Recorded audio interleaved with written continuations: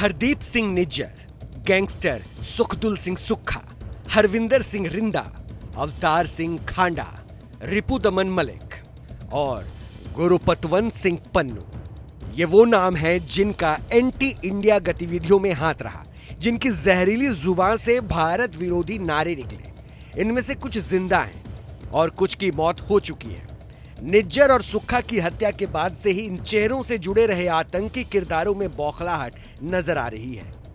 अब इन आतंकियों को पनाह देने वाली कनाडा की जस्टिन ट्रूडो सरकार के लिए भी बुरी खबर है। जस्टिन ट्रूडो ने अलगाववादियों के वोट बैंक के लिए आतंक का जो पिटारा खोला था, उसकी कीमत अब ट्रूडो सरकार को चुकानी पड़ेगी। वजह है इंडिया का वो डोजियर जो उन देशों को जाएगा जिनके बलबूते ट्रूडो भारत को गीदड़ भभकी देने चले थे, यानी अमेरिका, ब्रिटेन और ऑस्ट्रेलिया। दरअसल अब तक कनाडा साजिशन अपनी जमीन पर होने वाली भारत विरोधी गतिविधियों की कोई जानकारी भारत से शेयर नहीं करता था, ना ही भारत विरोधी ग्रुप्स पर कोई एक्शन लेता था।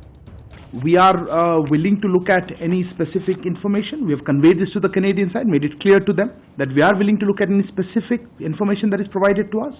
But so far we have not received any such specific information. That from our side, very specific evidence about criminal activities by individuals based on Canadian soil has been shared with the Canadian authorities on a regular basis, but not been acted upon. अब Canada के लिए परेशानी बढ़ने वाली है। खबर थी कि ट्रूडो ने निज्जर मामले पर फाइव आइज नेशंस को भरोसे में लिया था, लेकिन अब इन्हीं देशों को भारत देने वाला है वो सबूत जो ट्रूडो और कनाडा में अलगाववाद का पर्दाफाश कर देगा। बताया जा रहा है कि भारत सरकार ब्रिटेन, अमेरिका और ऑस्ट्रेलिया को डोजियर सौंपने वाला है। इस डोजियर में एंटी इंडिया अलगाववादी संगठनों और किरदारों से जुड़े सभी सबूत होंगे।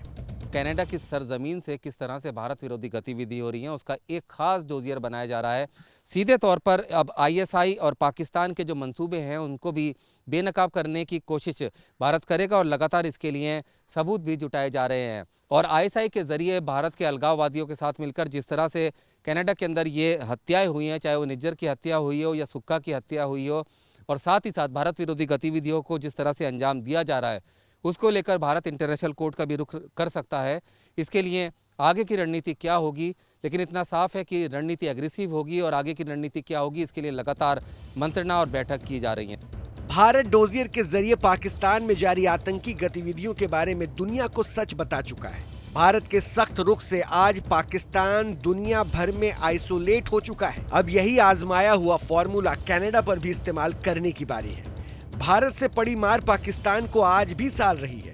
यही वजह है कि ट्रूडो के बहाने पाकिस्तान भारत के खिलाफ अपनी भड़ास निकालने में लगा है। पाकिस्तानी विदेश मंत्रालय की प्रवक्ता मुमताज जहरा बलोच ने निज्जर मामले को लेकर भारत को टारगेट करने की नाकाम कोशिश की और कनाडा के बहाने अपना दर्द जाहिर किया। हालांकि भारत का रुख साफ है कि कनाडा के सारे आरोप झूठे हैं।